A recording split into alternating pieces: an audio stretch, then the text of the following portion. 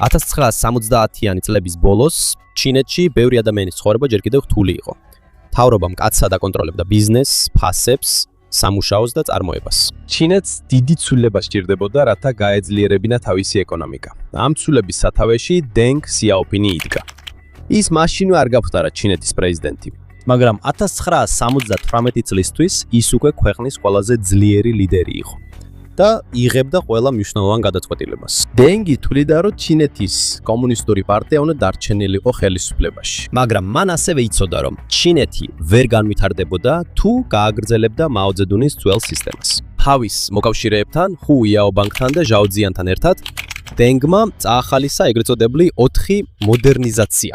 მისი მიზანი იყო გააუმჯობესებინა სოფლის მეურნეობა, მრეწველობა, ეროვნული თავდაცვა და მეცნიერება და ტექნოლოგიები. მისი გეგმა მარტივი იყო. ჯერ უნდა გაეძლიერებინა წარწარმოება, მოეტანა ახალი ტექნოლოგიები და გაეხსნა ეკონომიკის ზოგიერთი ნაწილი, ბიზნესისა და უცხოური ინვესტიციებისთვის.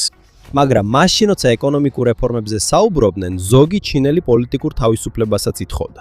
პეკინში, სიდონის ქუჩაზე მდებარე გრძელ კედელზე, ხალხმა დაიწყო დიდი პლაკატების გაკვრა. აქ წერდნენ თავიანთ საჩივრებს კულტურული რევოლუციის, კორუფციისა და მაოს ეპოქის არასწორი პოლიტიკის შესახებ. ეს ადგილი ცნობილი გახდა როგორც დემოკრატიის კედელი. დენგმა თავდაპირველად ამიზნება დართო, რადგან ეს საჩივრები მთავრობაში მისი ყოფილი მოწინააღმდეგეების წინააღმდეგ მუშაობდა. მაგრამ სიტუაცია შეიცვალა, როცა კრიტიკა მხოლოდ ყოფილ ჩინოვნიკებს აღარ ეხებოდა. უკვე გამოჩნდნენ აქტივისტები, რომლებიც თავად ჩინეთის სისტემაში დემოკრატიასა და ცვლილებებს ითხოვდნენ. ერთ-ერთი მათგანი იყო ვეი ჯინგშენგი, ელექტრიკოსი და ყოფილი წითელი გვარდიელი. 1978 წლის დეკემბერში მან დემოკრატიის კედელზე განათავსა ესე სახელწოდებით მეხუთე მოდერნიზაცია. მან თქვა, რომ სოფლის მეურნეობის მოდერნიზაცია საკმარისი არ იყო ინდუსტრიის, სამხედრო და ტექნოლოგიების. მისი აზრით, ჩინეთს დემოკრატიაც სჭირდება, რათა ხალხის ცხოვრება ნამდვილად გაუმჯობესდეს. მთავრობის პასუხი ნათელი იყო, ვეი დააპატიმრეს და მოგვიანებით 15 წლით თავისუფლების აღკვეთა მიუსაჯეს. დაკავებული იქნა სხვა აქტივისტებიც, რომლებიც უფრო ფართო თავისუფლებას ითხოვდნენ. აქ დენგმა აჩვენა თავისი რეფორმის ზღვარი. ის მზად იყო ეკონომიკის შეცვლისთვის, მაგრამ ის არ დაუშვებდა კომუნისტური პარტიის კონტროლის დაკარგვას. 1979 წლის 19 მარტს მან ჩამოაყალიბა 4 ძირითადი პრინციპი. აქ ნათქვამია, რომ ჩინეთი დარჩება სოციალისტურ ქვეყნად. მას კვლავ უხელმძღვანელებს კომუნისტური პარტია და ის არ უარყოფს მარქსის, ლენინისა და მაოს ძირითად იდეებს. მოკლედ რომ ვთქვათ, ფულის შოვნის გზა შეიძლება შეიცვალოს, მაგრამ მმართველობის სისტემა არა. ამასთან ერთად დენ სიაოპინმა დაიწყო ჩინეთის ურთიერთობების გაძლიერება სხვა ქვეყნებთან. 1979 წელს ის ეწვია შეერთებულ შტატებს. ეს იყო პირველი ვიზიტი იქ ჩინეთის სახალხო რესპუბლიკის ერთ-ერთი წამყვანი ლიდერის მხრიდან. მას შემდეგ, რაც ჩინეთი 1959 წელს კომუნისტურ ქვეყანად იქცა, მისი მიზანი იყო უცხოური ტექნოლოგიების, ინვესტიციებისა და ესტიციებისა და ახალი ბიზნეს პარტნიორების მოპოვება. აქედან დაიწყო სისტემა, რომელსაც ჩინური თავისებურებების მქონე სოციალიზმი ეწოდა. მან ბოლომდე არ გააუქმა სოციალიზმი.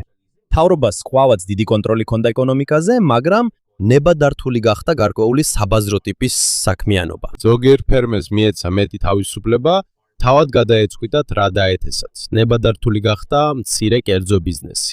ნელ-ნელა შემსუბუქდა ზოგიერთი ფასების კონტროლი და ჩინეთი გაიხსნა უცხოური კომპანიებისთვის. ცვლილებები ფრთხილად ხორციელდებოდა. მთელი ქვეყანა ერთდროულად არ შეცვლილა. ამის ნაცვლად მთავრობამ აირჩია რამდენიმე ადგილი, რომელიც ახალი სისტემის სატესტო ზონად იქცა. ამ ადგილებს სპეციალური ეკონომიკური ზონები ეწოდა. ამ ზონებში უცხოურ კომპანიებს უფრო მარტივად შეეძლოთ ბიზნესის წარმოება. აქ იყო საგადასახადო შეღავათები, უფრო ლიბერალური ბიზნეს წესები და მეტი შესაძლებლობა ქარხნების ასაშენებლად.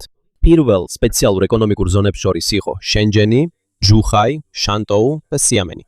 ისინი ოფიციალურად დაარსდა 1980 წელს. შენჯენი შეირჩა იმიტომ, რომ ახლოს იყო ჰონგ-კონგთან, რომელიც იმ დროს დიდი ბიზნესისა და საერთაშორისო ვაჭრობის ცენტრი იყო. სიამენი კი ზღვის მეორე მხარეს მდებარეობს ტაივანისგან. დენგს სურდა ამ ადგილების გამოყენება, რათა გამოეცადა შესაძლებელი იყო თუ არა მკაცრი პოლიტიკური კონტროლისა და უფრო ღია ეკონომიკის შერწყმა. თუ ექსპერიმენტი ჩავარდებოდა, ზიანი მხოლოდ შეზღუდული იქნებოდა. მაგრამ თუ წარმატებას მიაღწევდა, მისი გაფართოება ჩინეთის სხვა ნაწილებშიც შეიძლებოდა. და სწორედ ასე მოხდა. დაიწყო უცხოური ინვესტიციების შემოსვლა. აშენდა ქარხნები და სამუშაო ადგილები გაიზარდა. შენჟენი, რომელიც ადრე პატარა და ნაკლებად განვითარებული ადგილი იყო, ჩინეთის ერთ-ერთ უმნიშვნელოვანეს ბიზნესისა და ტექნოლოგიურ ცენტრად გადაიქცა. ეს იყო დიდი ცვლილება დენ სიაოპინის ხელმძღვანელობით. მან ჩინეთი დემოკრატიულ ქვეყნად არ გადააქცია. ამის ნაცვლად მან კარი ბიზნესსა და უცხოურ ინვესტიციებს გაუხსნა, ხოლო კომუნისტური პარტიის მკაცრი ხელმძღვანელობა შეინარჩუნა. ეს კომბინაცია გახდა საფუძველი ჩინეთის ეკონომიკის სწრაფი ზრდისთვის მომდევნო 10 წლებში. ამის მიუხედავად, ჩინეთის ახალმა ეკონომიკურმა ზონებმა სწრაფად განიცადა ზრდა და მრავალი სამუშაო ადგილი შექმნა. შრომა იაფია, ზოგიერთი გადასახადი დაბალია და ბიზნესის წესები უფრო ლმობიერია ქვეყნის სხვა ნაწილებთან შედარებით. ამასთან ერთად, პროვინციებში შეიცვალა სოფლის მეურნეობაც. ნელ-ნელა გაუქმდა ძველი სისტემა, სადაც ფერმერები ერთად მუშაობდნენ და თითქმის მთელ მოსავალს თავრობა აკონტროლებდა. ყოველ ოჯახს მისცეს მიცა, რომელსაც ისინი დაამუშავებდნენ და ნება დართეს, რომ მოსავლის სიჭარბე გაეყიდათ, მას შემდეგაც საჭირო ნაწილი თავრობას გადასცემდნენ. რადგან მათ უკვე ჰქონდათ შესაძლებლობა მეტი შემოსავალი მიეღოთ, ფერმერები ცდილობდნენ გაეზარდათ თავიანთი მოსავალი. 1980-იანი წლების შუა პერიოდში თითქმის ყველა სოფლის ოჯახი უკვე იყენებდა ამ ახალ სისტემას. საკობის წარმოებაც სწრაფად გაიზარდა. უნივერსიტეტები კვლავ გაიხსნა და აღდგა მისაღები გამოცდები, რომლებიც კულტურული რევოლუციის დროს გაუქმებული იყო. ბევრ სტუდენტს, მასწავლებელს და ოფიციალურ პირს, რომლებიც ადრე პროვინციებში გაგზავნეს, ნება დართეს დაბრუნებულიყვნენ ქალაქებში. მაგრამ მაშინ, როცა დენ სიაოპინი ეკონომიკას აწყობდა, მეზობელ ვიეტნამთან ომი დაიწყო. როგორც ჩინეთი, ისე ვიეტნამი კომუნისტური ქვეყნები არიან. მაგრამ მათი ურთიერთობა გაუარესდა, რადგან ვიეტნამი საბჭოთა კავშირს დაუჭირა მხარი, რომელიც იმ დროს ჩინეთის ფერი იყო. 1978 წელს ვიეტნამმა კამბოჯაზე იერიში მიიტანა და დაამხო ქმერ რუჟის რეჟიმი, რომელსაც პოლ პოტი ხელმძღვანელობდა. ქმერ რუჟი ჩინეთის მოკავშირე იყო, მიუხედავად იმისა, რომ ბევრს კლავდა კამბოჯაში. ამიტომ შურისძიების მიზნით ჩინეთმა 1979 წელს ჩრდილოეთ ვიეტნამზე იერიში მიიტანა. დიდი ბრძოლა მხოლოდ რამდენიმე კვირა გაგრძელდა, თუმცა ორივე მხარეს მძიმე ზიანი მიადგა. დაღუპულთა ზუსტი რაოდენობა უცნობია, რადგან სხვადასხვა წყაროები განსხვავებულ მონაცემებს იძლევიან. დღესაც კი ნათელია, რომ ჩინეთის არმიას უჭირდა უფრო გამოცდილი ვიეტნამური დალების წინააღმდეგ ბრძოლა. ომმა აჩვენა, რომ ჩინეთს კიდევ სჭირდება არმიის მომზადების, ხელმძღვანელობის, შეიარაღების და საბრძოლო ტაქტიკის გაუმჯობესება. ომის მიუხედავად, ჩინეთსა და დასავლეთის ქვეყნებს შორის ურთიერთობები კვლავ გაუმჯობესდა. დენგმა მიიღო ლიდერები ბრიტანეთიდან, იაპონიიდან, საფრანგეთიდან და სხვა ქვეყნებიდან. ჩინეთმა ასევე შეცვალა ტაივანზე საუბრის ფორმა. იმის ნაცვლად, რომ ყოველთვის ძალადობრივი გათავისუფლებით ემუქრებოდნენ, ჩინეთმა უფრო მეტად გაამახვილა ყურადღება მშვიდობიან გაერთიანებაზე. დენგმა შესთავაზა სისტემა ერთი ქვეყანა ორი სისტემა. ეს ნიშნავს, რომ ტაივანი შეიძლება შევიდეს ჩინეთის შემადგენლობაში, მაგრამ შეინარჩუნოს საკუთარი ეკონომიკური და სოციალური სისტემა. ტაივანმა ეს წინადადება უარყო. მათი მთავრობა არ სურდა ჩინეთის კომუნისტური პარტიის კონტროლის ქვეშ მოხვედრა. ამ პერიოდში მსოფლიოში უფრო მეტად გამოიყენეს პინინი, რათა მანდარინის კითხვა და წერა ინგლისური ასოებით უფრო მარტივი ყოფილიყო. ამიტომ ადრე პეკინგად ცნობილ ქალაქს ახლა ბეიჯინგი ეწოდება. მაგრამ ჩინეთის შიგნით კომუნისტური პარტიის კონტროლი კვლავ მკაცრი დარჩა. ერთ-ერთი ყველაზე დიდი პრობლემა, რომელსაც ის შეეჯახა, იყო მოსახლეობის სწრაფი ზრდა. მას შემდეგ, რაც 1959 წელს დაარსდა ჩინეთის სახალხო რესპუბლიკა, სიკვდილიანობის მაჩვენებელი შემცირდა საზოგადოებრივი ჯანდაცვის გაუმჯობესების გამო. ამასთან ერთად იმ დროს ოჯახებს მოუწოდებდნენ, რომ ბევრი შვილი ჰყოლოდათ. ამის გამო ჩინეთის მოსახლეობა თითქმის გაორმაგდა სულ რამდენიმე ათწლეულში. ამის გამო 1980 წელს მკაცრად შემოიღეს ეგრეთ წოდებული ერთი შვილის პოლიტიკა. ბევრი ოჯახისათვის მხოლოდ ერთი შვილი იყო ნებადართული. თუმცა არსებობდა გამონაკლისები ადგილმდებარეობისა და მდგომარეობის მიხედვით. ვინც არ ღვევდა წესებს, შეიძლება დაეკისრებინათ ჯარიმა, დაეკარგათ სამსახური ან სხვა სახის სასჯელი მიეღოთ. ზოგიერთ ადგილას ოფიციალური პირები იყენებდნენ იჯულებით აბორტსა და სტერილიზაციას. პოლიტიკამ ხელი შეუწყო მოსახლეობის ზრდის შენელებას, მაგრამ ამასთან ერთად დიდი პრობლემებიც გამოიწვია, რადგან ზოგ ოჯახს ვაჟი ურჩევნია მამაკაცების რაოდენობა მნიშვნელოვნად აღემატება ქალებისას. ასევე გაიზარდა ადამიანების თაობა, რომლებიც ოჯახში ერთადერთი შვილები იყვნენ და მათგან ელოდნენ, რომ ორ მშობელსა და 4 ბებია ბაბუას მოუვლიდნენ. ქალების მდგომარეობაში ცვლილებები მოხდა. დენგის ეპოქამდე ახალი კანონით ქალებს ქორწინების, განქორწინებისა და საკუთრების უფლება მიეცათ. ქალების დიდი ნაწილიც ქალაქებში დასაქმდა. 1980 წელს ჩინეთი ერთ-ერთი პირველი ქვეყანა იყო, რომელმაც მხარი დაუჭირა გაერთიანებული ერების ორგანიზაციის კონვენციას ქალთა დისკრიმინაციის წინააღმდეგ. მაგრამ რეალური მდგომარეობა ჯერ კიდევ შორსაა თანასწორობისგან. ქალები ძალიან ცოტანი არიან უმაღლეს პოზიციებზე მთავრობასა და დიდ ბიზნესში. ცვლილებები უფრო ნელა მიმდინარეობს შორეულ პროვინციებში. ეკონომიკის გაუმჯობესებასთან ერთად, ბევრი სტუდენტი იმედოვნებს, რომ შემდეგი იქნება პოლიტიკური რეფორმა.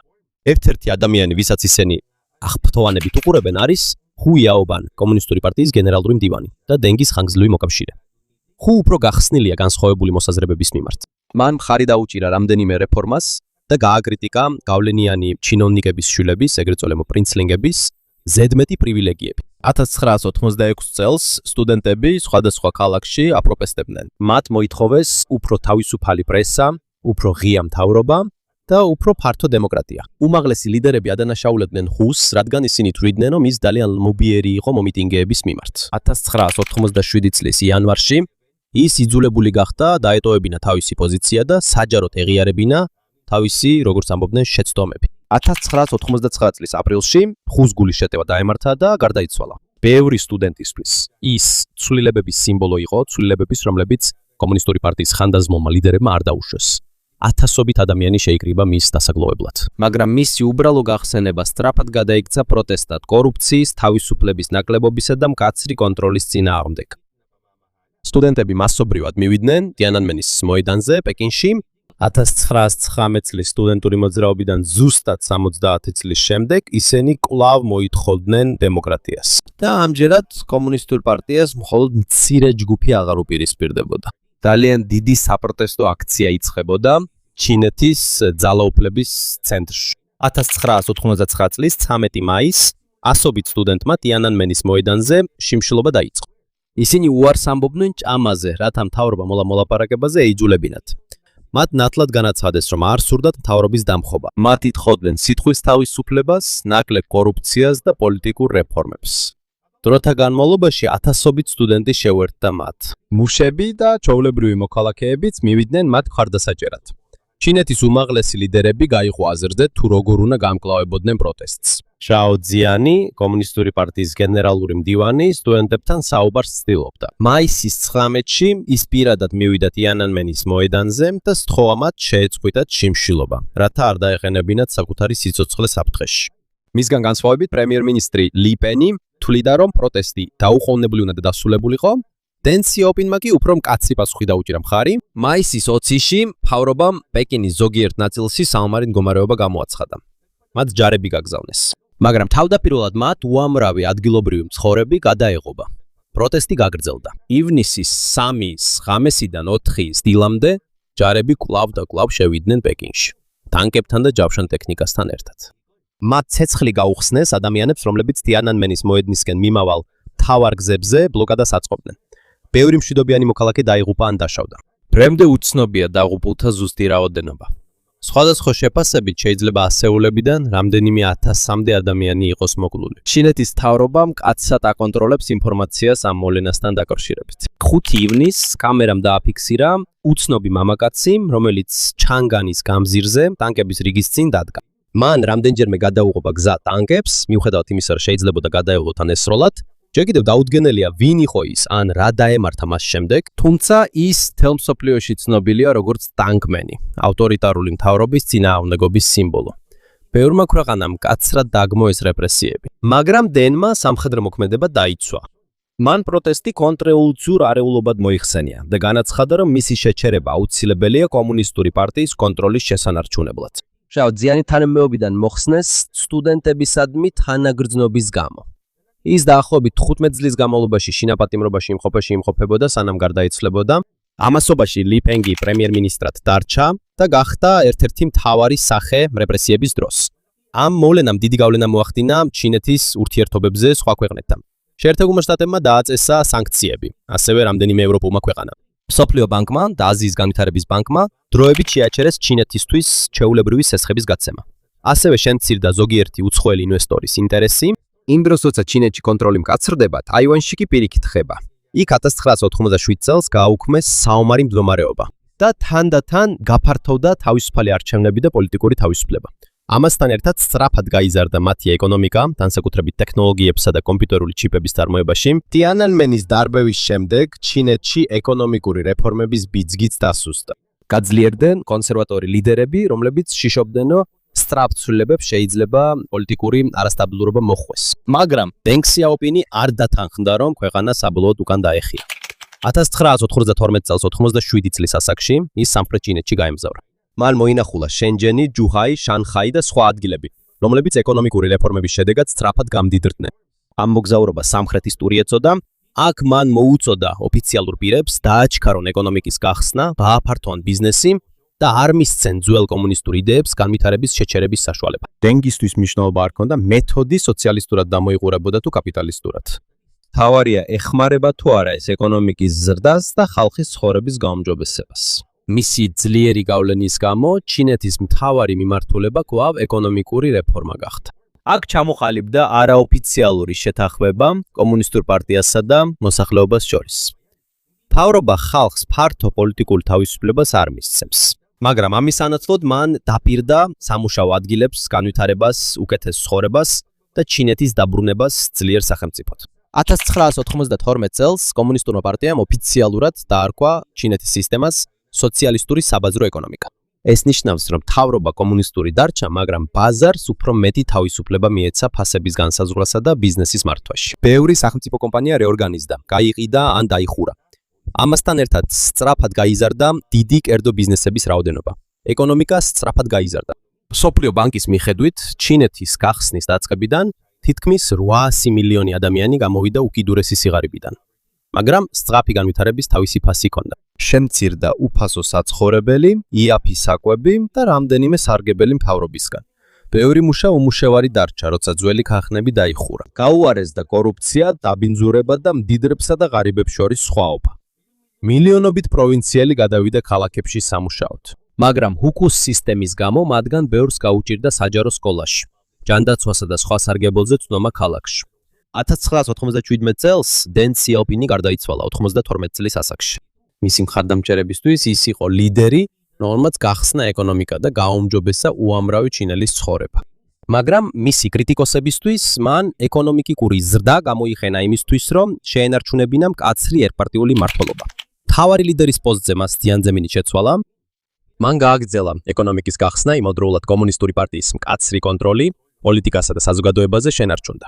1997 წლის ივლისში ბრიტანეთმა ჰონგ-კონგი ჩინეთს დაუბრუნა 156 წლიანი მმართველობის შემდეგ. ჩინეთმა პირობა დადო, რომ ჰონგ-კონგი შეინარჩუნებს საკუთარ კანონებს, ეკონომიკას და ცხოვრების წესს პრინციპით. ერთი ქვეყანა, ორი სისტემა. 2 წლის შემდეგ პორტუგალიამაც მაკაუ ჩინეთს დაუბრუნა იგივე სისტემის ფარგლებში. მაშინ ბევრი ფიქრობდა, რომ თუ ჩინეთი გამდიდრდებოდა, ის უფრო დემოკრატიული გახდებოდა. მაგრამ ასე არ მოხდა. საშუალო კლასი და ეკონომიკა განაგრძობდა ზრდას, მაგრამ მთავრობა კვლავ კომუნისტური პარტიის კონტროლქვეშ დარჩა. 2001 წლის 11 დეკემბერს ჩინეთი გახდა მსოფლიოს სავაჭრო ორგანიზაციის წევრი. მეტი უცხოური კომპანია აწარმოებდა საკუთარ პროდუქციას ჩინეთში. იაფი მუშახელისა და დიდი ქარხნების გამო ჩინეთმა სწრაფად გაზარდა ექსპორტირებული პროდუქციის რაოდენობა და ქვეყანა გახდა მსხვილი საწარმოო ცენტრი. მაგრამ ქარხნების რაოდენობის ზრდასთან ერთად გაუარესდა ჰაერის დაბინძურება და გაიზარდა ნახშირორჟანგის ემისიები. 2008 წელს პეკინში ჩატარდა პირველი ზაფხულის ოლიმპიური თამაშები, რომელიც ჩინეთში გაიმართა. ეს მხოლოდ სპორტული ღონისძიება არ იყო, მან მთელ მსოფლიოს აჩვენა, რომ ადრე ღარიბი და დახურული ქვეყანა, ეხლა სწრაფად მზარდი ეკონომიკური და გლობალური ძალა. 2008 წლის პეკინის ოლიმპიადა გახდა ახალი ჩინეთის დიდი დემონსტრაცია. გახსნის ცერემონიაზე მან წარმოაჩინა ქვეყნის ხანგრძლივი ისტორია, კულტურა, ტექნოლოგია და მზარდი ძალა. 2010 წელს ჩინეთმა იაპონია გადაასწრო და გახდა მსოფლიოს მეორე უდიდესი ეკონომიკა შეერთებული შტატების შემდეგ. მაგრამ ყველა არ არის კმაყოფილი კომუნისტური პარტიის მმართველობით. ტიბეტში და სინძიანში გაიმართა პროტესტები და უკმაყოფილება მთავრობის მკაცრი კონტროლის გამო. ხელისუფლებამ უპასუხა დაპატიმრებებით, მასშტაბური მეთვალყურეობით და მკაცრი უსაფრთხოების ზომებით. ინტერნეტზეც გამკაცდა კონტროლი. ეგრეთ წოდებული დიდი ფაიერვოლის მეშვეობით მთავრობა ბლოკავს ბევრ უცხოურ ვებგვერდს და აკვირდება პოსტებს, რომლებიც ეწინააღმდეგება კომუნისტურ პარტიას. ეს ნიშნავს, რომ დაპირებული წესრიგისა და განვითარების სანაცვლოდ შეზღუდულია სიტყვის თავისუფლება, თავისუფალი მედია და პოლიტიკური ოპოზიცია.